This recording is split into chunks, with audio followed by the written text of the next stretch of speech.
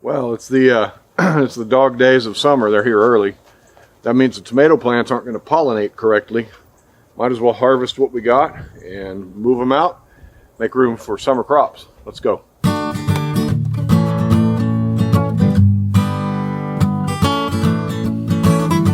Well, I don't know if you can tell from there, but this tomato plant's done.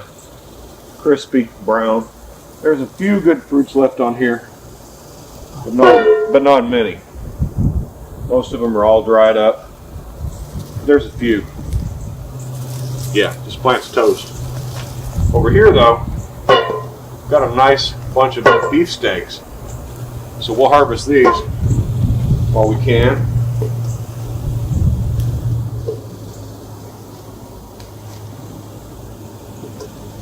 Phoebe got her a tomato thief.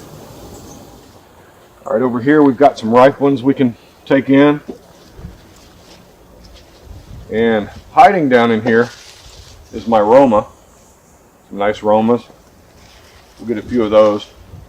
These will ripen on the countertop if you let them. But they're pretty nice looking out here. Got a lot of Romas still on the vine that aren't ripe. We might leave these guys alone and just see what we get. But these other plants, they need to come out.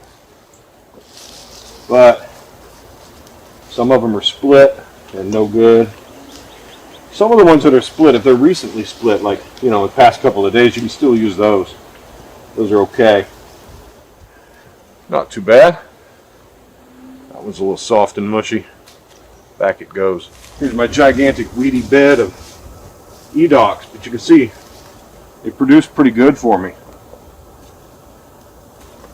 I'll throw away the ones that have been punctured by leaf-footed bugs. But yeah, there's tons of tomatoes, nice ripe tomatoes down in here. Some of them got bug damage, others don't. Alright, well that'll do me for right now. That's what I need. Nice batch of tomatoes.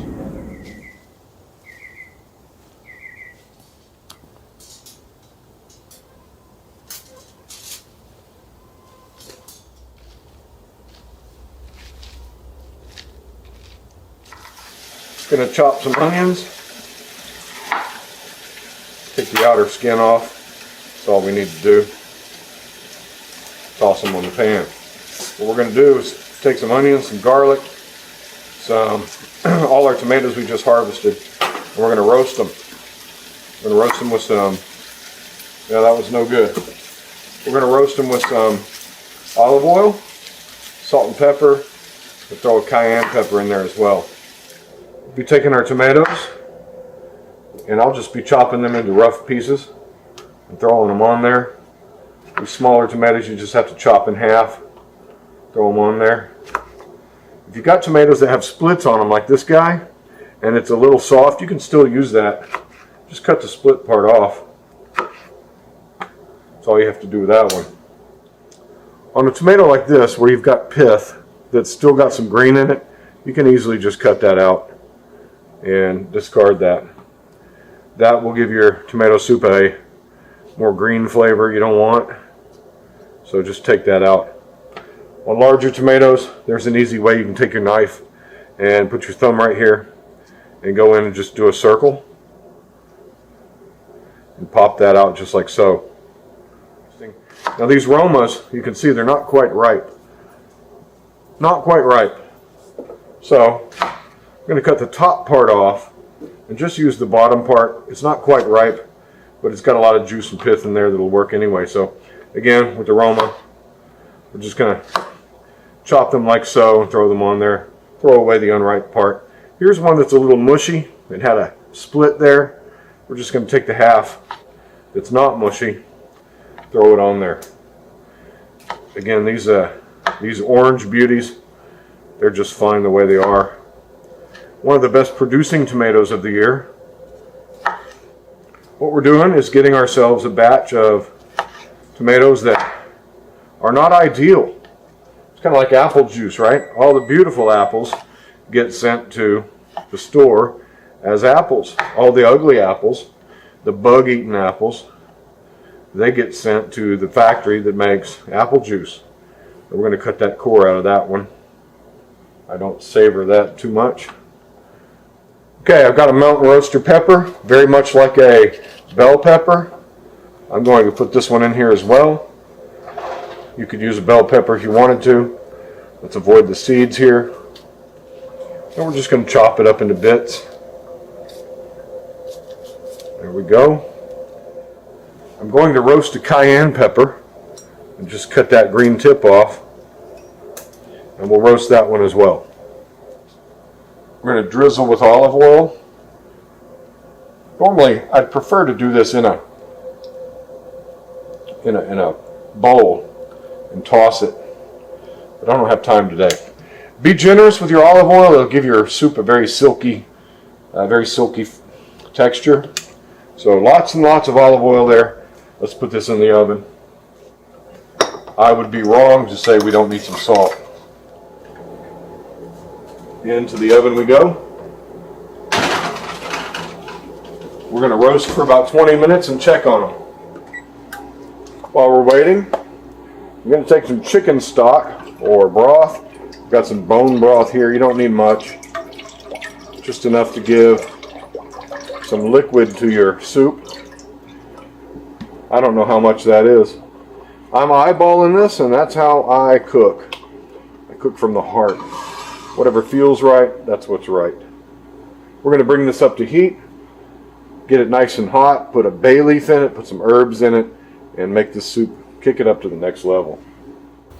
All right, so what we're going to do, come to the herb garden. I've got some thyme right here, so we're going to take a little bit of thyme. We'll take some oregano here, and we're going to take some rosemary. We've got some rosemary, some thyme, some oregano. Pays to have an herb garden, that's for sure. All right, we'll want to simmer, which means I need to turn this down. We'll want to simmer our herbs in our stock for about 5 minutes, maybe 10. Once you start to really get a sense that the herbs have infused into the stock. And then we'll fish them out, and our stock will be ready. I've been doing a lot of cooking videos because I like to use what I grow in the kitchen, and I enjoy cooking. I'd like to share my recipes with you guys, and I know that there's a lot of gardeners that don't like these videos. That's okay. Right now it's summertime. My view stats and all that, which is important to me, it's not important to you, but my views and the revenue I make from my channel is tanking at this time. Summer is the low, slow, don't make no money time. So it's lean times for the garden, both in the garden itself because of the heat, and as a YouTuber, it's the slow time as well. I like to fill that time with making good food and showing you how I cook my produce from the garden. I hope you enjoy it. If you do, give it a thumbs up and maybe share the video.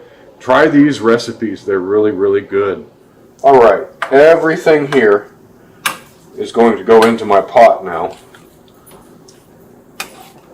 Everything is nice and soft. Those tomatoes are very soft. The onions are soft, though they don't quite look transparent. They're soft enough for our purposes.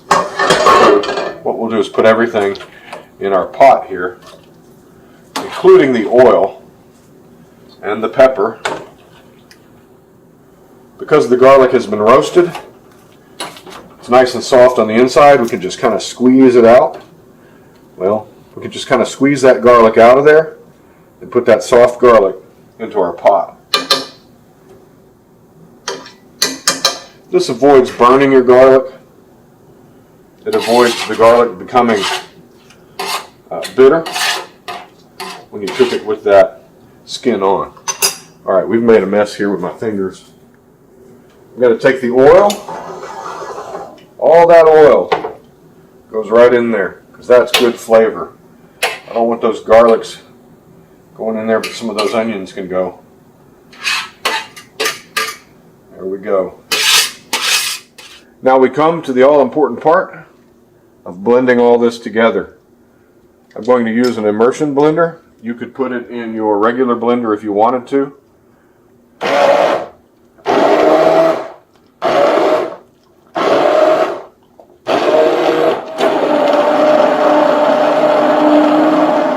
You can see we're getting a nice creamy soup consistency. There are some chunks of skin left in there, probably a few chunks of tomato, probably some seeds, but we'll keep working it. If you want it super creamy, super thin, you might want to strain it through a colander and get the larger chunks out. I'm not going to worry about that. I'm going to call this done. Sorry for all the warm lighting in here. It's my house in the evening. There's no natural light, and I've got warm lights in the kitchen, so that's the way it is. But here's our wonderful soup. Can't have tomato soup without black pepper. Now, if I had some fresh basil, that would have gone into the spices as well. And I could garnish this with fresh basil, but I don't have any. Too hot for fresh basil. It's all bolting and kind of skunky. So, here's our tomato soup. Nice and thick. I like it that way. If you like a creamier soup, you could put some cream in here and get that creaminess going for you. But the olive oil that we added makes this a nice, creamy, glistening soup. All right, let's try it. All right, here's our first taste. Oh, man. There is a velvety creaminess that comes from that olive oil. It doesn't need any cream. It doesn't need any milk. It's got a nice fresh tomato flavor, concentrated. There's hints of those herbs. Those herbs kind of fill your nasal cavities with the aftertaste. This is good. I mean, it's simple, easy to make, and it's good. Now, I do have some chunks in here. There are some skins, but they're small enough where they're not troublesome. They're not bothering me. This is delicious. Much better than anything you're going to get out of a can. So what we've done, we've taken the last of our harvest and a lot of subpar tomatoes that you couldn't serve them fresh. We've taken a lot of split tomatoes and some that just didn't quite look as good as, you'd like them to look. And we used them to make a tomato soup, a fresh garden tomato soup. It's better than anything I've had in the, from a can, anything that I've had at a restaurant. I have to be honest, it's not quite as good as my son-in-law's tomato soup that he made earlier this week, but it's more velvety and more creamy, that's for sure. And the tomatoes, there's a slight aroma of roasting in there. That's what you want, that caramelization. I would have liked to actually let those go a little bit longer and get some dark color and some crispy edges on them, but I didn't have time tonight. Things happen. You got to move on. So what we have here is a beautiful garden tomato soup. Real easy recipe, a good way to use your garden produce and make the best of a summer harvest. Hey, thanks for joining me on Black Gumbo Southern Gardening. If you like our content, please subscribe to our channel, like and give a thumbs up, and we'll talk to you next time. Happy gardening to you and happy cooking. Bye-bye.